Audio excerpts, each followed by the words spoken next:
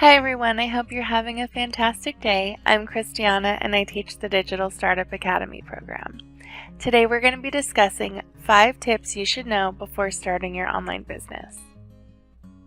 The most important tip I'm going to share is knowing your numbers. The first data point you should know and understand is your conversion rate. And when I say conversion rate, what I'm referring to is the amount of people who purchase your product in comparison to how many people saw it. So let's talk about a few examples. So if you send out an email to your email list and you have 100 people on your email list and 3 people purchase your product, you have a conversion rate of 3%. Another example, if you have a webinar or workshop and 100 people attend, and of those 100, 5 people purchase your product, you have a conversion rate of 5%. Depending on the industry that you're in or the type of product you sell, your numbers might be slightly different. But typically when selling an online course, you can expect an email marketing conversion rate of 1 to 3%. And if you host like a webinar or workshop, you might have about 30% of the people who registered who will attend, and then of the people who attend, you'll have about a 5% conversion rate. But again, it's important to know your numbers, so make sure you do research and figure out what the conversion rates are for your industry and your products. Let's think about the 80-20 rule.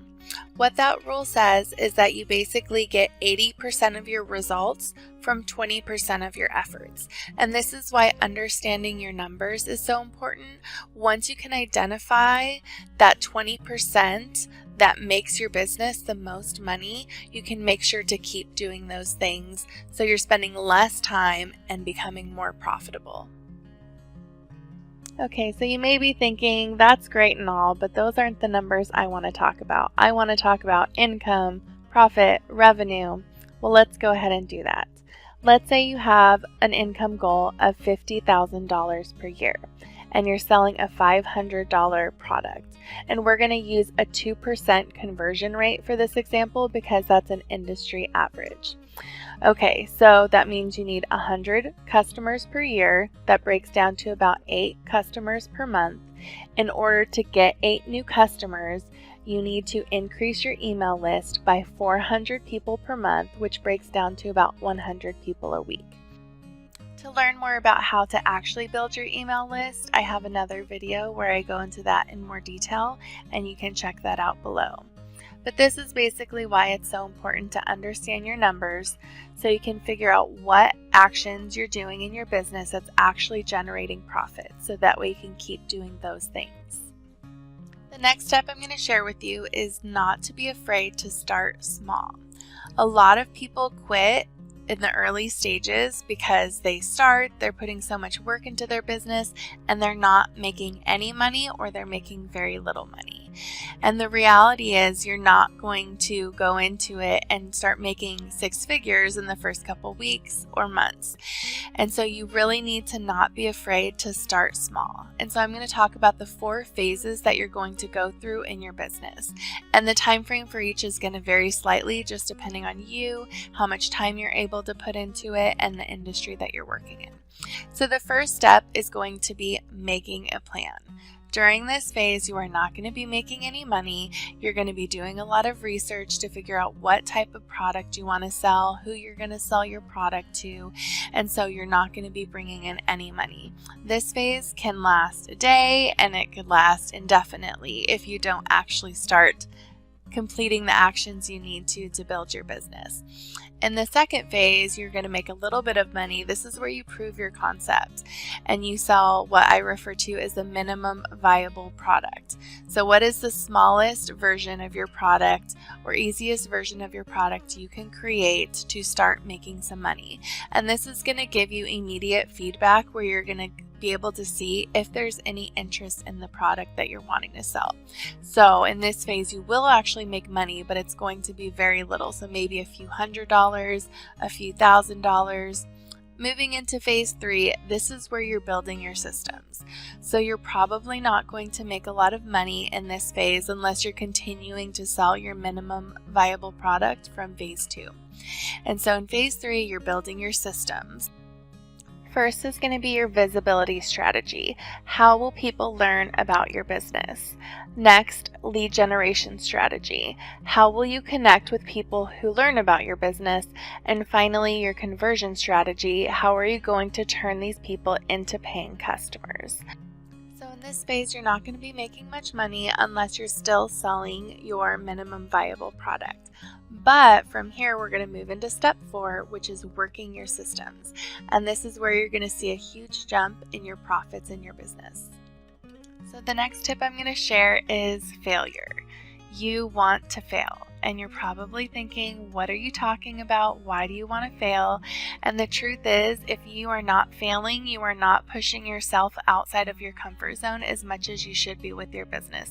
And this is something I really struggle with. I'm a perfectionist. I want everything to be perfect. I want to learn everything I can before I actually start. But the reality is you're going to learn more from failing than you are going to learn from your successes. So I always remind myself, failure is data for success. You want to test, fail, learn, grow, repeat. And when you actually build in failure into the equation, when you know going into it that you're going to fail, you're actually a lot less likely to quit. And you just want to keep trying different things, seeing what works, seeing what doesn't work. But when you fail, which you will, do not get discouraged. Just learn from it and keep moving forward. The next tip I'm going to share is understanding your why. And this is a perfect transition from talking about failure, because when you fail and you're in those dark times, you're probably thinking, why am I doing this? It's so hard. I should just go get a job and stop growing my business. And so when you get super clear about why you're doing it, it's a lot easier to push forward when you fail and when you're struggling within your business. And you're probably thinking, well, I know why I want to start a business. I want to make more money. But the truth is, there's probably something a little bit deeper than just wanting to make more money that's motivating you to start and grow your business. And getting down to that root reason of why you really want it is going to help you push through. And so I do this exercise where you write down what it is that you actually want and then how you're going to feel when you accomplish it. When you link that want or desire with a feeling, it becomes a little bit more tangible. So I know for me, something that's super important is just kind of being at peace and not being stressed out. And so when I talk about increasing my income, the idea of having more money doesn't really excite me, but the idea of being at peace and being less stressed is something that's a little bit more tangible and that I get a little bit more excited about. So from there, I want you to take it a step further and talk about why it is you want whatever it is that you want. So again, let's use money for example. So why do you want to make more money? Maybe it's to pay down debt. Maybe it's to buy a home. Maybe it's to save more for retirement. Okay, let's take it another step further. Why do you want to save for those things? Why are those financial goals important to you? And the deeper you go in understanding why it is that you really want more money, you're going to become a lot more clear and be able to kind of overcome those hurdles and push through when you're struggling in your business, because you know the reason that you want it is so much more significant than having more money in your bank account. So it's actually a funny story. This is something I include in the course that I teach, Digital Startup Academy, and I came up with this framework after I did a ton of research on how to, make goals, achieve your goals, and all of these different things. I read scientific journals, I watched a bunch of videos and did a bunch of research on other business owners. So I developed this framework, and my brother told me, which I know you're watching, so hi, he said, you need to take your course yourself. And so I actually started going through some of these portions of my program that I've created through a ton of study and research. And it's funny, when I came to this section, I was going through it and I was like, okay, I want to increase my income. Why? Oh, I want to pay off my debt. Why? So I can save up money for a house. Why? So I can put more money in retirement. Why? And then the real reason why I want to make more money came to light, which I was completely unaware of at the beginning of this, was that the reason why I want to make more money is because Alzheimer's runs in my family, and I want to make sure my kids are set up financially in case I need any additional support when I'm older and probably will need more care. And so it was, kind of a mind-blowing moment for me when I realized what my real why was. And so now when I'm struggling with my business, I just think, okay, I want to be able to make more money so I can set up myself so that way my kids don't have to worry about me financially when I get older. And that's something that was a lot more tangible, something that I could really focus on when I'm struggling with my business, instead of just saying, oh, I want more money. And so these are the things that help me stay motivated and focus on what my real goals are. And last but not least, we have SMART goals. And just like we talked about earlier, when it comes to knowing your numbers, having SMART goals gives you the ability to set goals that you can actually look back and see if you're meeting them, why or why not, and then be able to adjust and pivot from there. And so what SMART goals means is that your goals are specific, which means they're very clear. So for example, I want to increase my income to $100,000 in the next 24 months. You want to make sure they're measurable. So again, you want to have specific amounts and timelines, something that's attainable. You don't want to create goals that you can't actually attain. You want them to be relevant, so something that you need to do to complete the overall goal. And you want it to be time-based, so you know if you have met your timeline or not. And again, going back to what we talked about earlier, failure is okay. It's okay to set SMART goals and not achieve them, but when they're specific, measurable, attainable, relevant, and time-based, you can see, okay, this is what I wanted, this is what ended up happening, what can I pivot or what can I adjust moving forward to make sure I'm hitting my next set of goals.